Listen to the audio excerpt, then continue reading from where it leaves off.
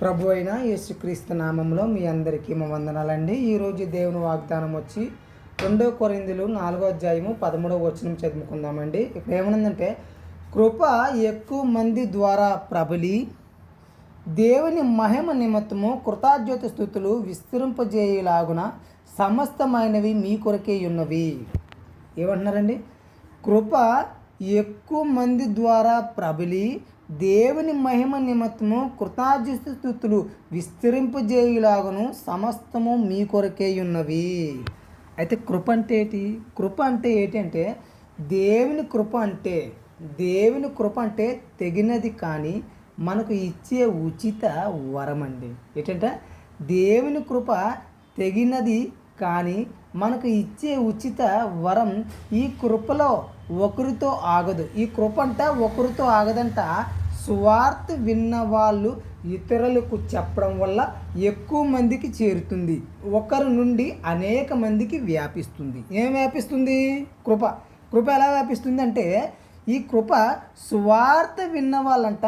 ఏదైతే సువార్త విన్న వాళ్ళు ఇతరులకి చెప్పడం వల్ల ఎక్కువ మందికి చేరుస్తుందంటండి. ఒకరి నుండి అనేక మందికి వ్యాపిస్తుంది ఈ కృప. అంటే ఇప్పుడు ఈ కృప వల్ల ఏంటి ప్రయోజనం? అంటే ఎక్కువ మందికి కృప పొందితే ఎక్కువ మంది దేవునికి కృతజ్ఞస్తుతులు చెప్తారు. ఏం చెప్తారండి? ఎక్కువ మంది కృప పొందితే దేవునికి కృతజ్ఞస్తుతులు చెప్తారంట. స్తోత్రాలు విస్తరిస్తారు. ఈ కృతజ్ఞస్తుతులు అంతా ఎవరి కోసము? దేవుని మహిమ కోసము. మనుషులు గొప్పవారు కావడం కోసం కాదండి, దేవుడు గొప్పవాడు అని తేలడం కోసం. ఎవరు గొప్పవాడు? దేవుడు గొప్పవాడు అని తేలడం కోసం అంట ఈ కృతజ్ఞస్తుతులు దేవునికి మనం అందరం చెల్లిస్తాము. కాబట్టి ఎలా చెల్లిస్తాము? ఈ సువార్త విన్న వాళ్ళందరూ అనంట ఇతరులకు చెప్పడం వల్ల, దేవుని మాటలు మనకు చెప్పడం వల్ల, దేవుని మాటలు చెప్తుంటే ఏం జరుగుతుంది? మనకి కృప దొరుకుతుంది.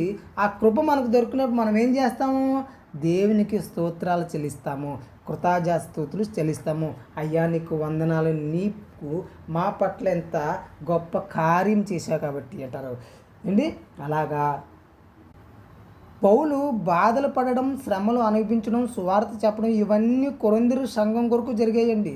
దేవుని సేవలో పడే ప్రతి శ్రమ, ప్రతి కృప పని విశ్వాస లాభం కోసమే.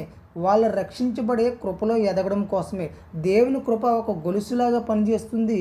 ఆయన కృప పొంది దేవుని కృతజ్ఞత స్తుతులు చెప్పడం, ఇంకొకరికి సరి చేయడం,